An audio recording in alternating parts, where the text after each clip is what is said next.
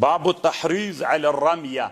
طالبانو د دې باب مقصد دا د امام بخاري وایي چې مسلمانان په دې ورتیز کې چې رمیه زده کي، ویستل زده کي طالبانو، خو ګورئ د هرې زمانې خپل ویستل دي.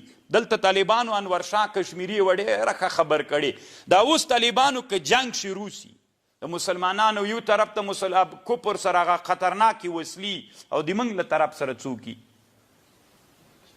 غیشی وي راځه په دې باندې نو ولا چې بې خو دې در باندې وباسي داسې خوند خو درکړي.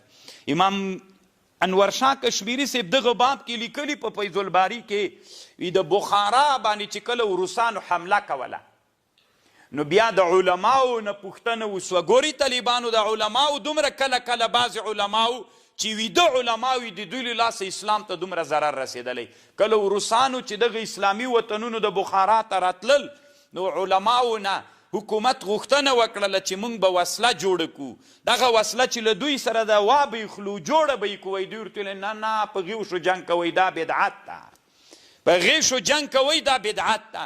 نو همغه و چې دغه منجمدو علماو خبره ومنل سوله. تر ننه پورې بخارا و سمرقند و تاشکند و نصف و دا ټول بلاد طالبانو نن استعمار لاندې دي، د وروسته استعمار لاندې دي، مسلمانانو ضمیرونه پکې مړه دي. علت یې څه شی و طالبانو ورونو؟ د علماو نه متقیزوالی بیداري وله. انور شاه کشمیري صاحب لیکلی دي چې مسلمانانو باندې دا فرض واجب ده چې هغه اسباب او هغه وسلې تیاری کړي چې د مسلمانانو ورته ضرورت وي. په هره زمانه کې چې کفر کومې وسلې ته ما مخکې درته ویلې نبی علیه السلام زمانه کې جنګ څه رقم ته د معاویه رضی الله عنه زمانه کې د جنگ بڼه بدله سوله. څنګه چې د جنگ بڼه بدلیږي مسلمان اوس دلته باب واعدوا لهم ما استطعتم. امام بخاري وایي تحریض علی الرمیه وکوي. تحریض علی الرمیه څه معنا؟ مسلمانان په دې تیز کوي چې ښه ویستل وکړي. نن ښه ویستل طالبانو په کومه مرمۍ کیږي؟ په پرمختللو ډرونو باندې کیږي که نه، چې ډرون دلته یي طالبانو چې دلته شنګ ورکړي که نه د عربو په بحر کې هلته د امریکایانو بیړۍ پې باندې وولي بټنه دلته کېکاږي بلا وهلی داسې مزل کوي رواني که نه 2000 کیلومتره لاړ سي هلته هدف وولي. دا ویستل د نن زمانه ویستل څه معنا طالبان؟ موږ جنګ وینو، د اسرائیلو جنګ هم وینو. یعنې ښه مثال یې دا ده اسرائیل ویستل کوي که نه کوي. لبنان ولي څوک ولي؟ ایرانیانو تل ابیب وویسته، هغوی بیرته څوک وویستل؟ ویستل دي که نه؟ نن ویستل زمانه څه شی ده؟ دا د ویستلو زمانه ده. هره زمانه کې بل ګوري طالبانو تاسې آیات ته غوږ ونیسئ. واعدوا لهم تیار کوي دوی دپاره ما استطعتم من قوه هغه چې تاسې په وس کې وي له قوت نه ومن رباط الخیل ترهبون به داسې وسله تیاره کوي چې دښمن پې وویروئ.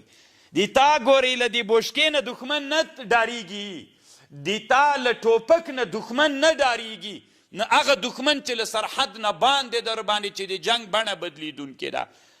ترهبون به عدو الله وعدوکم.